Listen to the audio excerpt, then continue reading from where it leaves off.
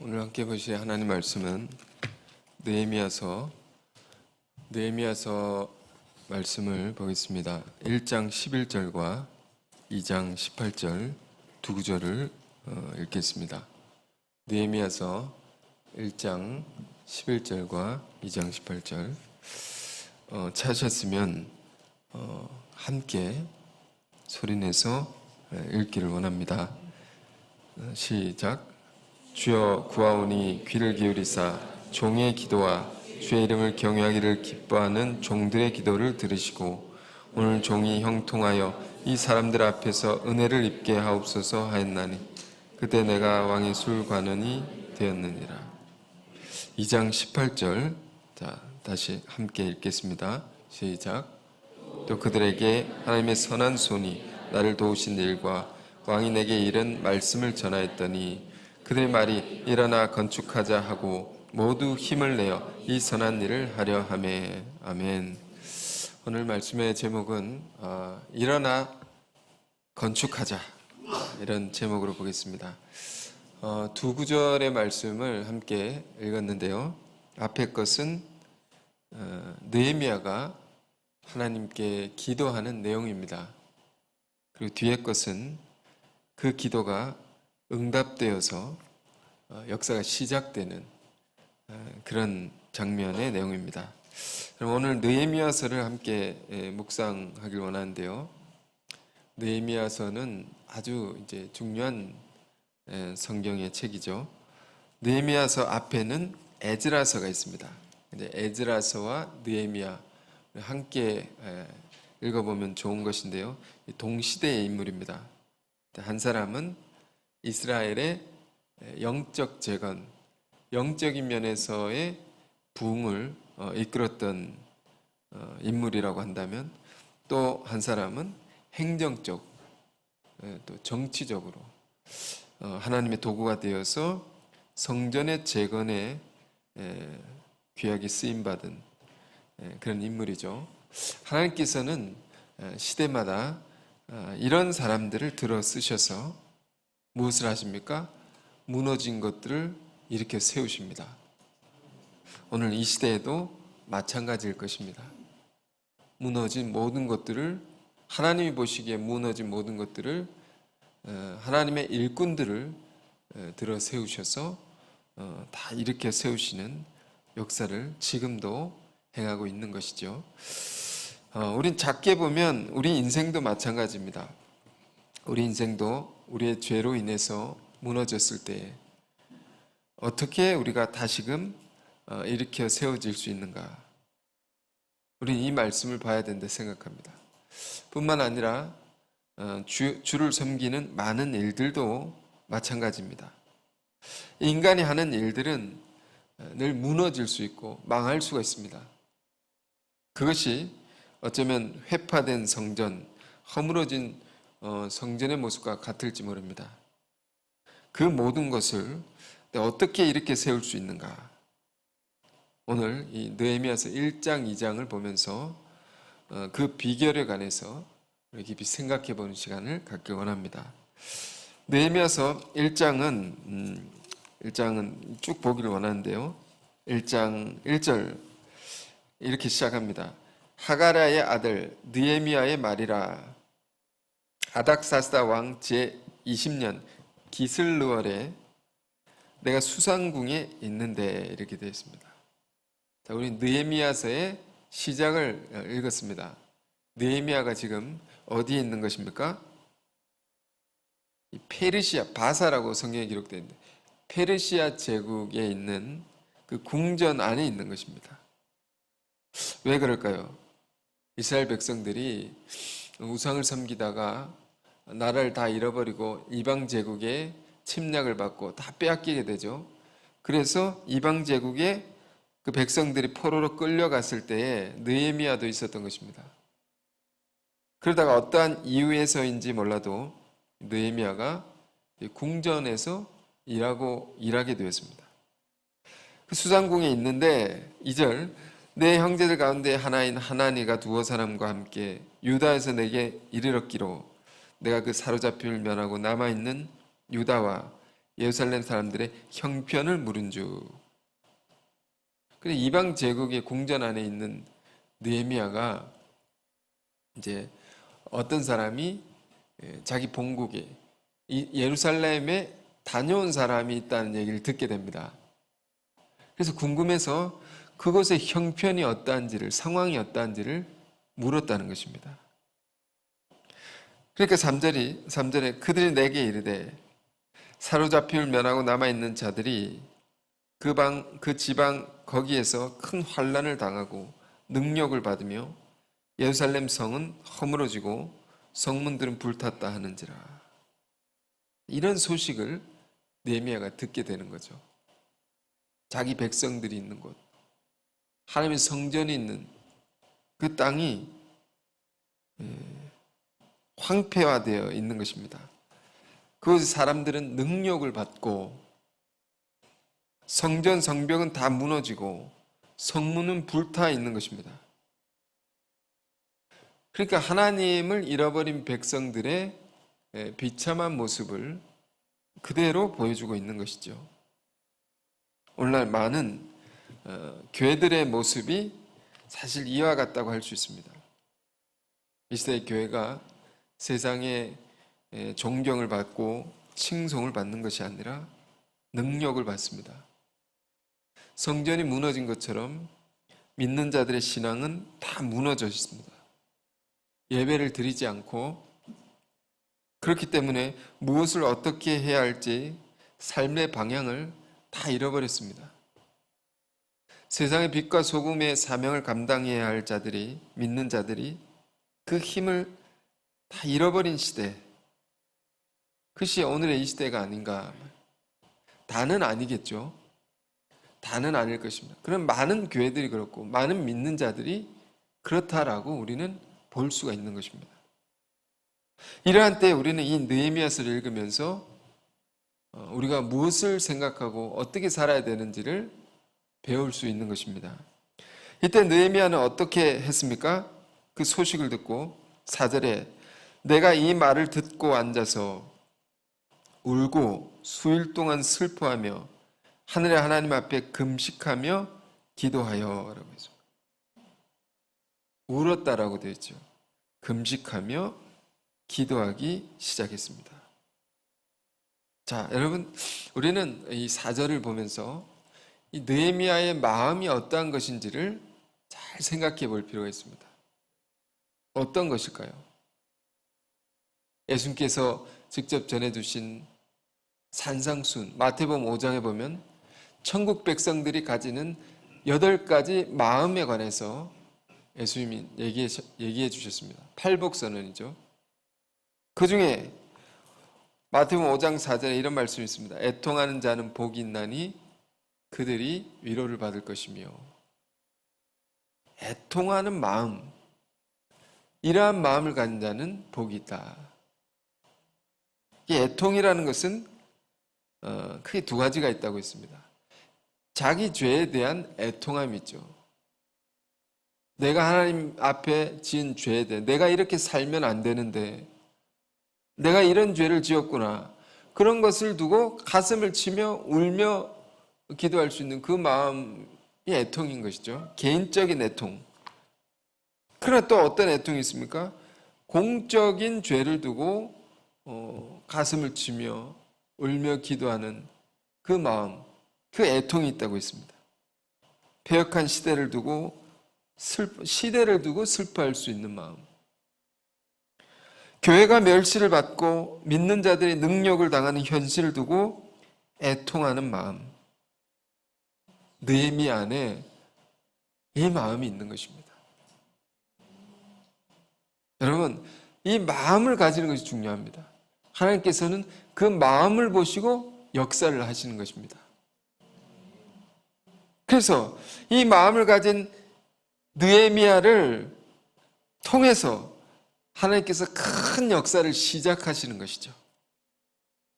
느헤미야 또한 이 마음을 가지고 기도를 시작합니다. 이것이 위대한 이 성전 재건의 역사, 이스라엘의 부흥의 역사의 시작인 것입니다. 그래서 느헤미야가 그 마음을 기도를 하는데 얼마 동안 기도를 했는가? 작정하고 기도를 합니다. 그 기간을 우리가 알 수 있는 그런 구절들이 있는데요. 1장 1절에 보면 우리가 읽었는데 아닥사스다 왕 제20년 기슬르월에 우리가 1월, 2월, 3월 하듯이 유대인들에게는 그들만의 달력이 기슬르월이라는 것이 있습니다. 이것은 그들의 달력에 있어서 11월과 12월 사이를 말하는 것입니다. 그걸 기슬르월이라고 합니다. 이때 기도를 시작해가지고요. 2장 1절을 보면요. 아닥사스다 왕 제20년 니산월에 이렇게 되어 있죠. 니산월에 이 기도가 응답되는 내용이 2장서부터 시작됩니다. 그러니까 기슬르월에서 니산월까지 니산월은 3, 4월입니다. 12 계산 되시죠? 11월에서 12월 사이에서 기도를 시작합니다. 그래서 3, 4월까지 며칠 정도 될까요? 120일. 4개월 정도. 그 4개월 정도, 120일 정도가 되는 것입니다. 그 기간 동안 느헤미야가 작정을 하고, 여러분 큰 일을 이루려면 작정하고 기도해야 됩니다. 그냥 기도할 수 있지만 큰 일은 작정하고 기도해야 됩니다. 느헤미야가 작정하고 매일 울면서 금식하며 기도를 했다는 것입니다. 물론 120일 금식은 안 했겠죠. 그러나 그럼 금식하면서 조식 금식인지 모르겠습니다. 울면서 120일 동안 작정하고 기도를 했다. 그러니까 모든 하나님의 위대한 역사는 기도로부터 시작됩니다. 우리가 큰 일을 이룬다 할 때 한국의 이제 위대한 신앙의 선배들은 100일 기도 이런 거 많이 했습니다. 물론 40일 작정 기도부터 있는 것이죠. 40일. 이건 굉장히 중요한 수죠. 그 심판의 수이고 40일, 예수님도 40일 광야에서 기도하시고 마귀 시험을 이기시고 본격적인 사역을 시작하셨죠. 40일을 꾸준히 하나님께 약속하고 제가 이렇게 기도를 하겠습니다. 정하고 기도하는 것. 이것도 쉽지 않죠, 여러분? 그런데 이것을 분명하게 약속한 대로 지키면 놀라운 역사가 일어나는 겁니다. 우리 개인적으로 볼 때 여러분 근심하는 것이 있습니까? 어려운 일들이 있습니까? 정말로 40일만 작정하고 하나님 앞에 약속하고 비가 오나 눈이 오나 천둥이 치나 번개가 치나 그걸 지켜보십시오. 분명히 중간에 어려움이 생깁니다. 그러나 약속한 바를 지켜보십시오. 꾸준히. 그러면 내 개인의 삶에 어떤 문제도 하나님께서 해결할 길을 주십니다. 그런데 이 느헤미야는 120일 기도를 했다. 이건 큰 기도라고 할 수 있습니다. 이 나라를 회복시키는 그런 기도니까요. 자기 백성의 모든 것이 무너진 자기 백성을 다 이렇게 세우는 기도를 120일 동안 작정하고 기도하는 겁니다. 그걸 느헤미야가 하는 것이죠.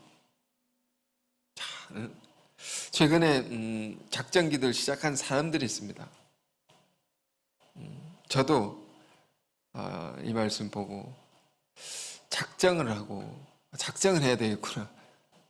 마음을 먹어야 됩니다. 마음을 먹는다는 것은 내가 죽어도 이걸 지키겠다. 이 정도로 정해야 되는 거예요. 작정을 해야 됩니다. 하고 새로운 기도를 시작해야 되겠다 해서 이 말씀을 이제 보고 여러분과 나누게 된 것입니다. 느헤미야 안에 이 애통의 마음 이걸 가지고 또 다른 면으로 보면 또 어떤 마음일까요? 마태복음 5장 6절에 팔복선 중에 이런 말씀도 있죠. 의에 줄이고 목마른 자는 복이 있나니 그들이 배부를 것이며 의에 줄이고 목마른 마음이라고 할 수 있습니다. 하나님의 의 이걸 이루려는 마음 애통하는 마음과 의에 줄이고 목마른 마음은 서로 이게 연결이 되는데요. 하나님의 무너진 성전을 그 성전이 무너짐과 동시에 이스라엘 백성들의 모든 것이 무너졌다면 그것을 어떻게든 회복해야 되겠다는 이 마음이 그런 거죠. 이 마음을 품고 기도를 시작해야 되겠다. 여러분 안에 이 마음이 새롭게 생겨나길 원합니다. 그래서 여러분 이런 여러분 삶에서 여러분이 주의 이름을 섬기는 일들에 관해서, 사역에 관해서 이런 마음을 갖고 새롭게 결단해보고 기도를 시작해 보십시오. 하나님께서 그걸 보시고 놀랍게 역사하실 것입니다. 그 역사하심을 맛보면서 하는 사람들이 그리스도인이라고 할 수 있습니다. 자, 그래서 본문 돌아가서 느헤미야가 울면서 금식하며 기도를 시작하는데, 그가 들었던 그렇게 120일간 하나님께 기도했던 내용이 또 기록되어 있죠. 근데 그 내용을 우리가 살펴보기 전에 그가 어떠한 상황에서 기도를 했는가를 먼저 주목해 볼 필요가 있습니다. 제가 늘 느헤미야서를 읽을 때마다 참 큰 도전이 되는 한 부분입니다. 1장 11절, 오늘 본문에도 읽었는데요. 1장 5절에서 11절까지가 느헤미야의 기도의 내용이 이렇게 기록이 되어 있고요. 11절 끝에는 이런 내용이 덧붙여져 있죠. 내가 이러이러한 기도를 드렸다. 그런데 그때에 내가 왕의 술관원이 되었느니라. 그때에 내가 이런 마음으로 이렇게 기도할 때에 내 처지가 이러했다 라는 말입니다. 느헤미야는 왕의 수를 따르는 소위 말하는 공무원이었습니다. 궁전 안에, 그러니까 왕의 수를 따르는 궁전이니까 얼마나 그 궁전이 죄악이 넘치는 세계였겠습니까? 그 한복판에 느헤미야가 있는 것입니다. 그런데 그때 내가 그런 처지였으나 내 중심은 하나님께, 하나님의 나라와 그 의를 향해 있었다라는 것이 1장의 내용입니다. 이것이 굉장히 도전이 되는 것이죠. 여러분은 어떤 상황 가운데 있는 것입니까? 여러분 어떤 자리에서 주를 섬기고 신앙을 하고 있는 것입니까?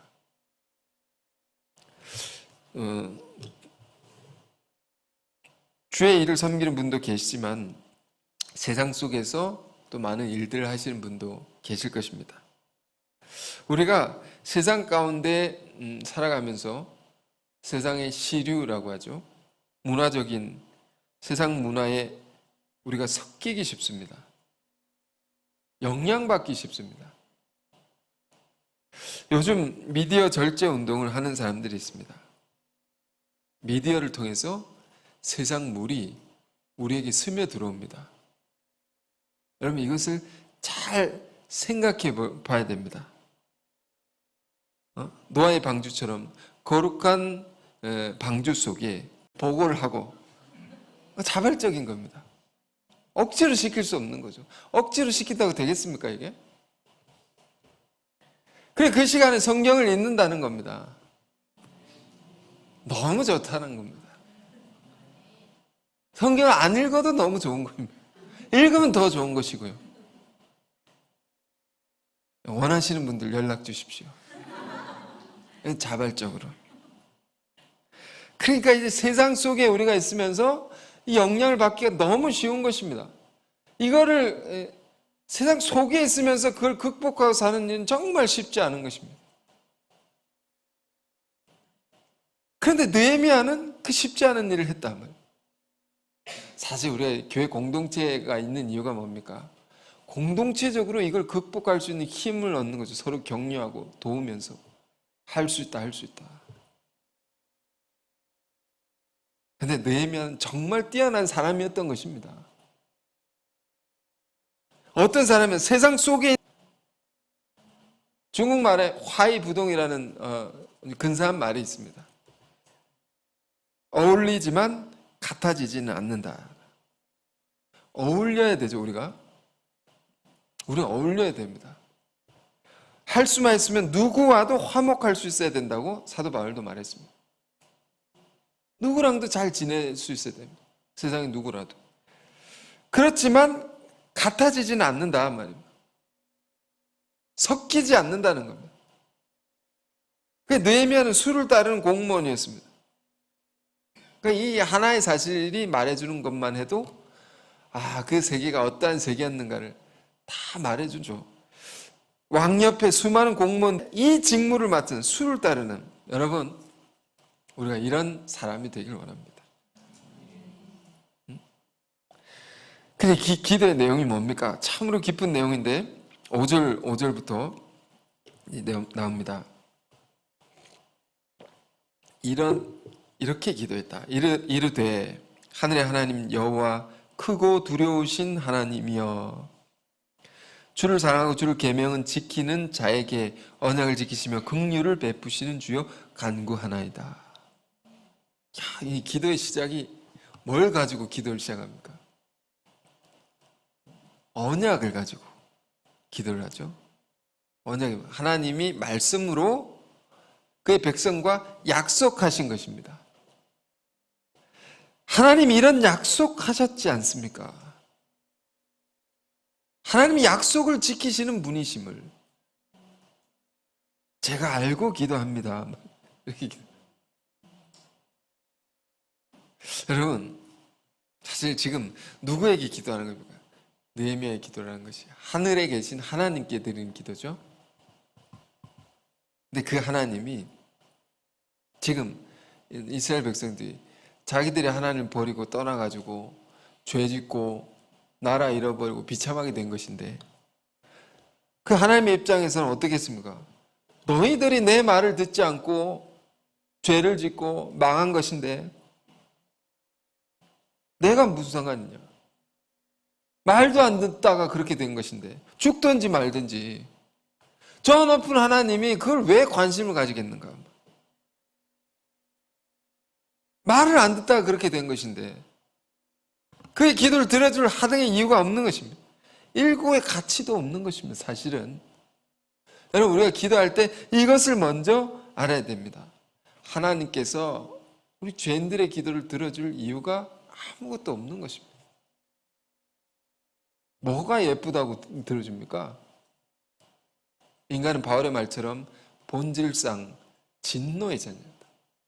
본질적으로 죄를 너무 많이 지어서 진노를 부른다 말입니다. 그런 자들이 하나님 말을 듣지 않고 그렇게 된 것이 내가 왜 들어주냐 말입니다.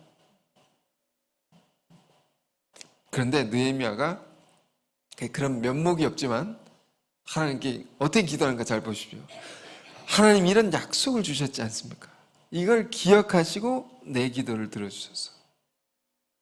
참 깊은 신앙에서 나오는 기도라고 할 수 있습니다. 그러면서 6절 7절 이에 종이 주의 종들은 이스라엘 자손을 위하여 주야로 기도하오며, 자기 백성들 위해서 주야로 기도한다. 밤낮으로 기도한다. 우리 이스라엘 자손이 주께 범죄한 죄들을 자복하오니 주는 귀를 기울이시며 눈을 여시사 종의 기도를 들으시옵소서. 나와 내 아버지의 집이 범죄하여 주를 향하여 크게 악을 행하여 주께서 주의 종 모세에게 명령하신 계명과 율례와 규례를 지키지 아니하였나이다. 정말 그리했던 것이죠. 하나님 앞에 크게 범죄했단 말입니다. 나와 나의 집이, 내 민족이 하나님 앞에 범죄하여, 이것을 기도합니다. 우리가 그 죄를 자복하오니, 정말 이제 이스라엘 백성들이 구약의 성경을 보면 이스라엘 백성들이 어떤 죄를 하나님께 범했습니까? 끊임없이 수많은 이방 족속들의 우상을 들여와서 그것을 섬기는 것입니다. 하나님의 백성들이. 오늘날도 마찬가지죠. 믿는 자들 안에 하나님이 아닌 다른 것을 늘 섬기고 있는 우리의 모습이 있는 것입니다. 이방 족속들의 우상, 예를 들면 바알과 아세라, 이건 어떤 것입니까? 성적인 타락의 극치를 보여주는 그 음란의 신입니다. 음란의 우상입니다. 또 금송아지 이런 우상도 있죠. 뉴욕의 월스트리트 거기 가면 황소상이 있습니다. 이건 뭐 두말할 것도 없이 만몬의 신입니다. 돈입니다. 돈을 하나님처럼 섬기게 하는 겁니다. 그걸 이스라엘 백성들이 섬겼다는 것이죠. 뭐 이보다 더 끔찍한 우상도 있습니다. 몰렉이라는 우상도 있는데 이건 정말 끔찍합니다. 이게 황소의 그 얼굴을 하고 몸은 사람의 몸으로 되어 있는 그걸 이제 불을 지피면 이게 달궈집니다. 이게 우상이 달궈지면 거기다가 아이를 바치는 겁니다. 살아있는 아기를. 이 끔찍한 죄악. 이거를 누가 했다는 것입니까? 이스라엘 백성들이. 이방에서 하는 그 인신제사, 인신공양 이러한 죄악을 하나님의 백성들이 똑같이 했다는 겁니다. 여러분 이 시대에는 이런 게 없을까요? 낙태를 비롯한 생명을 경시하고 죽여버리는 그런 풍조 이런 것들이 오늘날 몰렉의 신을 섬기는 일이라고도 말할 수 있습니다. 느헤미야는 이것을 두고 기도를 하는 겁니다. 우리의 이스라엘이 당신의 백성들이 하나님 앞에 크게 악을 행하였고 우리는 멸망당에 합당한 자들입니다. 우리는 이런 죄악을 저질렀나이다. 용서해 달라는 거죠. 우리가 하나님이 우리의 기도를 들으시려면 우리의 죄를 먼저 자복하고 회개해야 됩니다. 우리의 죄가 이러이러한 것입니다. 우리는 부정한 자요, 완악한 자요, 주의 말씀을 거역한 자들이었습니다. 주의 은혜를 입을 아무 자격 없는 자들입니다. 주신 귀한 명령도 말씀도 따르지 않았습니다. 그러나 주님 용서하여 주옵시고 그러나 이것을 기억하십시오 하면서 가지고 나온 게 언약입니다. 8절 9절 옛적에 주께서 주의 종 모세에게 명령하여 이르시되 만일 너희가 범죄하면 내가 너희를 여러 나라 가운데 흩을 것이요. 이렇게 되어버렸죠. 나라를 잃어버리고 다 흩어졌죠. 다 팔려가고. 그럼 만일 내게로 돌아와 내 계명을 지켜 행하면 너희 쫓긴 자가 하늘 끝에 있다 할지라도 내가 거기서부터 그들을 모아 내 이름을 두르고 택한 곳에 돌아오게 하리라 하신 말씀을 이제 청하건대 기억하옵소서. 그러니까 우리가 우리 죄로 인해서 범죄하고 모든 것을 잃어버리고 무너지고 망했다 할지라도 다시 돌아와 계명을 지키면 불러 모으리라 하신 그 약속의 말씀을 하나님 기억하십시오. 너무 지혜로우면서도 진실한 기도라고 할 수 있습니다. 이런 것이 하나님이 들어주시기에 합당한 기도다. 그게 두 가지를 여러분 기도하실 때 기억하십시오. 하나는 자기 죄를 철저히 자복하고 회개하는 기도를 해야 돼요. 자기 죄를 인정하고 회개하고 그런 기도를 우리가 먼저 드려야 돼요. 그리고는 두 번째, 언약, 약속을 붙들고 간구하는 기도입니다. 우리에게 주신 약속이 무엇일까요? 우리가 하나님께 부름받을 때는 이미 하나님의 약속이 다 있는 것입니다. 부름받을 때 이미 창세기 12장에 보면 하나님께서 아브라함을 부르실 때 이렇게 약속을 주셨어요. 내가 너를 통해서 큰 민족을 이루고 너의 이름을 창대하게 하리니 너는 복의 근원이 될 것이다. 이런 약속이 우리 안에 있는 것입니다. 여러분 한 사람 한 사람을 통해서 수많은 영혼을 구원하는 놀라운 약속이 우리 한 사람 한 사람 안에 다 있는 것입니다. 그럼 우리가 어떻게 기도를 드려야 할까요? 느헤미야의 기도의 본을 따라서 주님, 제가 이러이러하게 사실 주의 말씀대로 살지 못하고 이러한 죄를 짓고 이렇게 내가 무너지고 내가 이렇게 어려움에 처했지만 주여 다시금 주의 말씀을 지켜 행할 것이오니 이 약속을 기억하십시오. 나를 통해 많은 영을 구원하리라는 이 약속을 기억하십시오. 우리가 이런 기도를 느헤미야와 같이 다시금 드릴 수 있다면 나를 통해, 우리를 통해 큰 역사를 다시 일으켜 주시리라 믿습니다. 그러면서 좀 더 보겠습니다. 느헤미야 기도의 내용 10절입니다. 이들은 이스라엘 백성들 말입니다. 이들은 주께서 일찍이 큰 권능과 강한 손으로 구속하신 주의 종들이요 주의 백성이니이다. 큰 권능과 강한 손으로 구속하신 백성들이다. 구속이 뭡니까? 어둠 가운데, 환난 가운데, 죽음 가운데서 있는 자들을 건져내시고 살려내시고 자유케 하신 주께서 그렇게 특별히 사랑하신 자들입니다. 우리가 그런 사람들입니다. 하나님께 그런 자들이 아닙니까? 주여 구하오니 11절 귀를 기울이사 종의 기도와 주의 이름을 경외하길 기뻐하는 종들의 기도를 들으시고 오늘 종이 형통한 이 사람들 앞에서 은혜를 입게 하옵소서. 은혜를 입게 해달라는 것은 이 간구가 응답되게 하옵소서 이런 내용이죠. 기도죠. 그런데 그때에 내가 왕의 술관원이 되었느라. 이런 기도할 때에 내가 왕의 술관원이었다고. 이럴 때 이런 기도를 했다는 겁니다. 여러분 환경이 어떠하든지 이런 기도를 드리길 원합니다. 그래서 120일간의 간절한 기도를 합니다. 울면서 기도를 합니다. 1장은 그렇게 끝이 납니다. 그리고 2장이 시작되는데요. 2장의 내용 뭐라고 했습니까? 그렇게 드린 기도가 어떻게 응답이 되느냐. 어떻게 응답이 되느냐. 잘 봐야 됩니다. 2장 1절. 다 보지 못하지만 부분만 읽겠습니다. 2장 1절 2절. 아닥사스다 왕 제20년 니산월에 왕 앞에 포도주가 있기로 내가 그 포도주를 왕에게 드렸는데 술 따르는 공무원이었으니까 그걸 이렇게 드렸어요. 이전엔 내가 왕 앞에 수심이 없었더니 왕이 내게 이르되 네가 병이 없거늘 어찌하여 얼굴에 수심이 있느냐. 이는 필연 네 마음이 근심이 있음이로다 하더라. 그때 내가 크게 두려워했다. 자, 이 장면 굉장히 주목해 봐야 되는데 하나님의 역사가 기도 드려서 하나님의 응답이 어떻게 일어난지를 잘 봐야 됩니다. 느헤미야 늘 하던 일을 했던 것입니다. 근데 왕이 어느 날 네 얼굴에 수심이 가득하구나. 좀 뭔가 어두웠던 것입니다.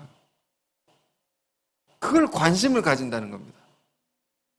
아니 술 따는 자가 수심이 있든 없든 그게 무슨 왕의 관계가 있습니까? 엄청난 제국의 왕인데 그게 무슨 관심거리가 되겠습니까? 야, 너 얼굴 어둡네? 나오지 마. 이렇게 할 수도 있는데. 근데 이상하게 관심을 갖습니다. 이상하게 궁금해 하는 겁니다. 하나님의 역사는 이런 것입니다. 이상하게 관심이 가게 돼 있는 겁니다. 왜 제가 근심하고 있지? 얼굴이 어둡지? 궁금해지고. 그래, 왜 그러느냐, 네 얼굴이. 그때 근데 느헤미야가 크게 두려워했다고. 너무 무서웠다고. 왜 무서워했을까요? 느헤미야가 지금 무엇을 꿈꾸고 기도했던 것입니까? 많은 사람들을 모아 성전을 재건하는 이 위대한 역사를 꿈꾸고 기도하고 있었던 것이죠. 근데 그게 왕에게는 어떻게 비춰질 수 있습니까? 반역하는 무리가 될 수 있는 것입니다. 왕에 도전하는, 반역을 꾀하는 일이 될 수 있는. 그렇게 왕이 생각하면 큰일이죠. 당장 목이 날아갑니다. 그게 너무 무서웠던 것입니다. 그렇지만 느헤미야가 대답합니다. 왜? 기도한 게 있기 때문에. 하나님께 기도한 게 있기 때문에. 뭐라고 말합니까? 왕께 대답하되 왕은 만세수를 하옵소서. 오래오래 사십시오 왕이시여. 그러면서 내 조상들의 묘실이 있는 성읍이 이제까지 황폐하고 성문이 불탔사오니 내가 어찌 얼굴에 수심이 없사오리까 하니. 자, 말을 이렇게 하는 겁니다. 내가 사람들을 모아가지고 성전을 건축해야 됩니다. 이렇게 말을 했으면 너 이리 와. 당장 큰일 날 일이죠. 제가 어떻게 수심이 없을 수 있겠습니까? 내 조상들이 있는 그것이 다 무너져. 정말 맞는 말이죠. 수심이 있을 수밖에. 그렇게 하니까 왕이 내게 이르되 아 그렇구나. 잘 듣고요. 왕이 그럼 네가 무엇을 원하느냐? 이렇게 묻습니다. 이 놀라운 일이 이 대화를 통해서 일어나고 있는 것입니다. 자, 이 왕의 반응이 너무 놀라운 것입니다. 이것이 하나님의 역사인데요. 왕이 네가 그게 무슨 말이냐? 반역을 꾀하려고 하는 것이구나. 그럼 끝나는 겁니다. 그래? 그럼 네가 원하는 것이 뭐냐?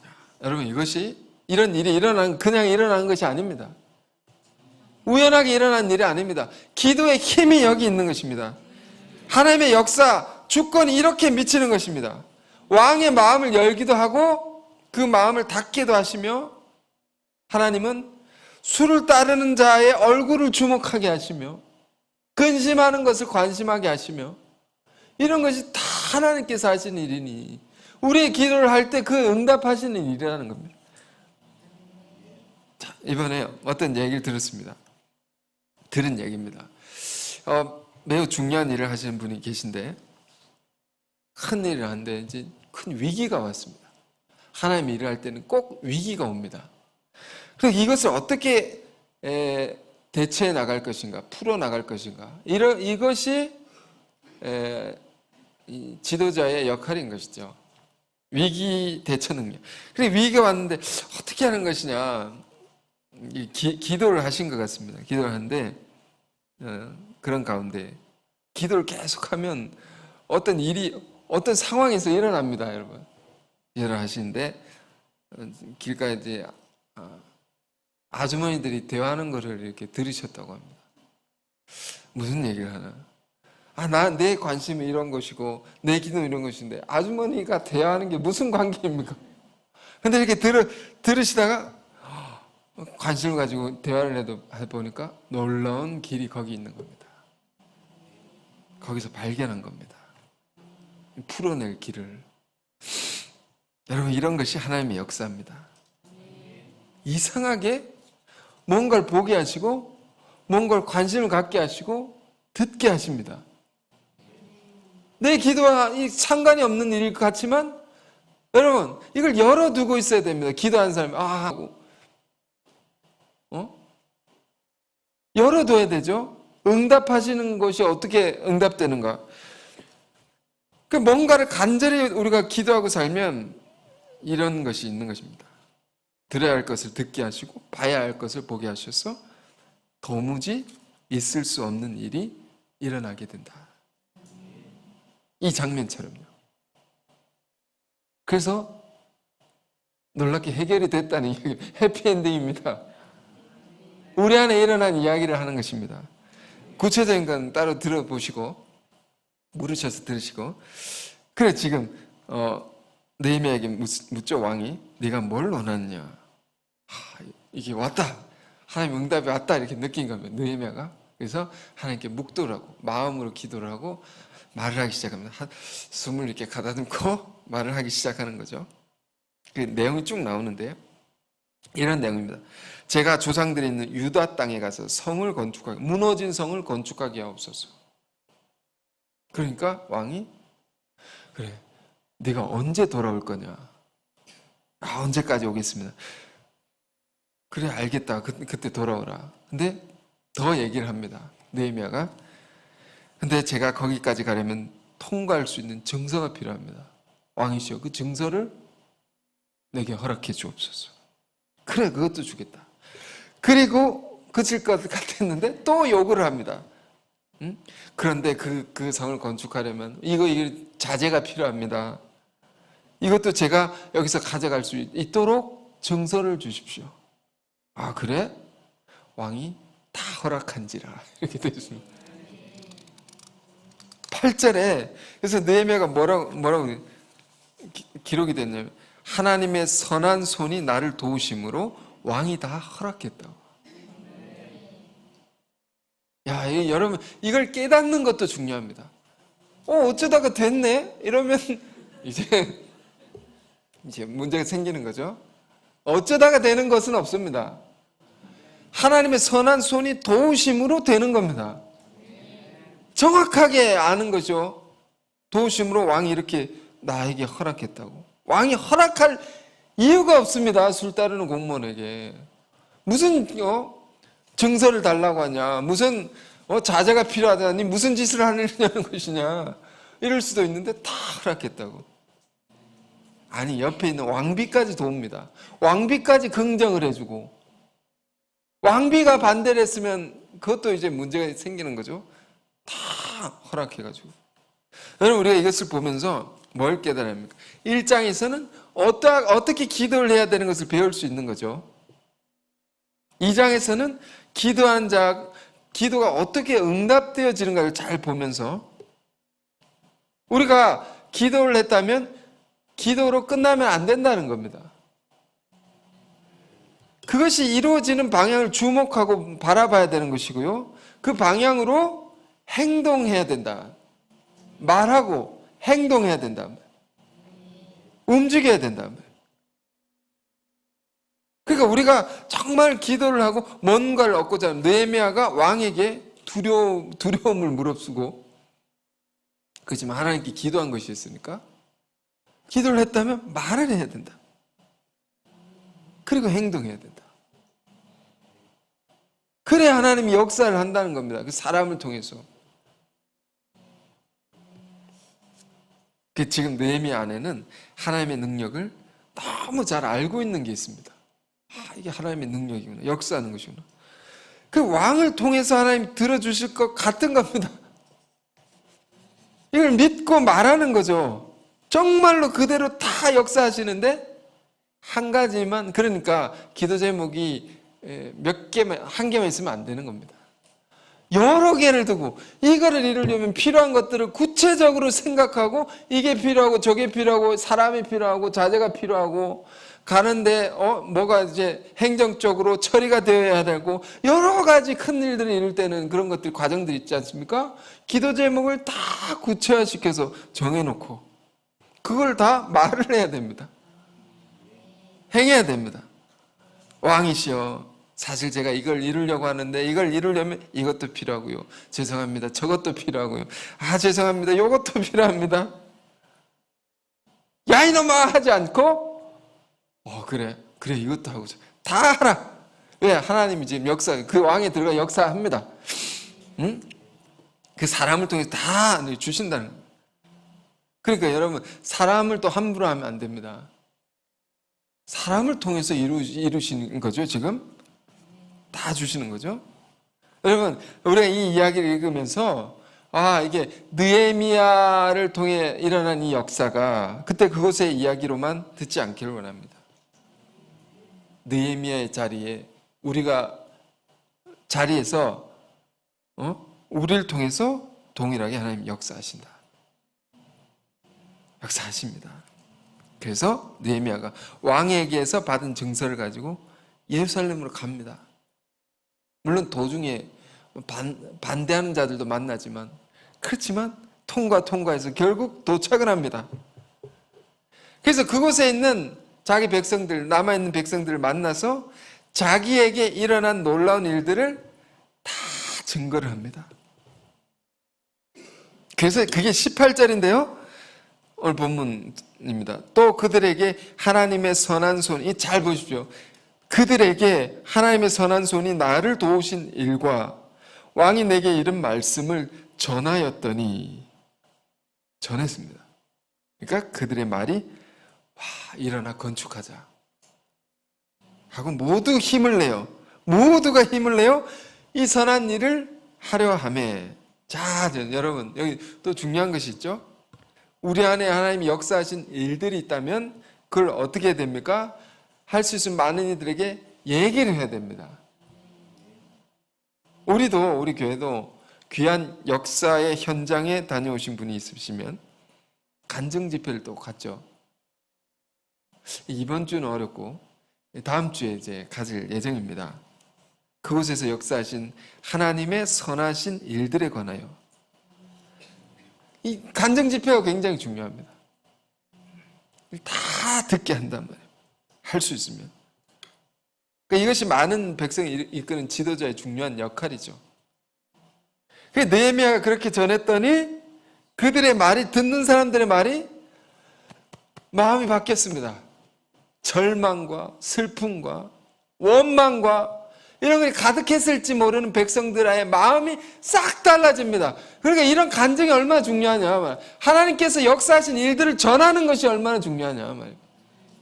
다 바뀌어가지고 마음이 하나가 되어가지고 그들의 말이, 우리가 함께 함께 이제 건축하자는 겁니다. 일어나서 누워있지 말고 주저앉아있지 말고 다 같이 일어나 이 하나님의 선한 역사를 우리가 함께 이루자. 힘이 쫙 모아지는 거죠. 응? 모두 힘을 내었단 말이에요. 이 선한 일을 하려 하매. 그러니까 하나님의 역사는 혼자 이루는 게 아닙니다. 많은 사람과 함께 마음을 합하여 이루는 일인데 이거를 느헤미야가 이끌었다는 것이죠.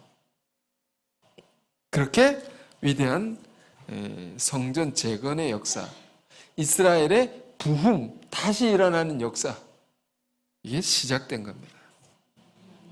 이렇게 느헤미야의 기도가 응답이 되었습니다. 여러분, 이 말씀 다시 1장과 2장을 요즘 다시 주목해 읽어보시고 이 말씀이 주는 소중한 가르침도 우리가 마음에 되새기면서 우리가 느헤미야와 같이 기도하길 원합니다. 그리고 느헤미야와 같이 하나님의 놀라운 응답을 받아서 이 시대에 하나님의 귀한 일꾼들로, 귀한 종들로서, 귀한 하나님의 백성들로서 쓰임받는 저와 여러분 다 되시기를 주님의 이름으로 축원드립니다.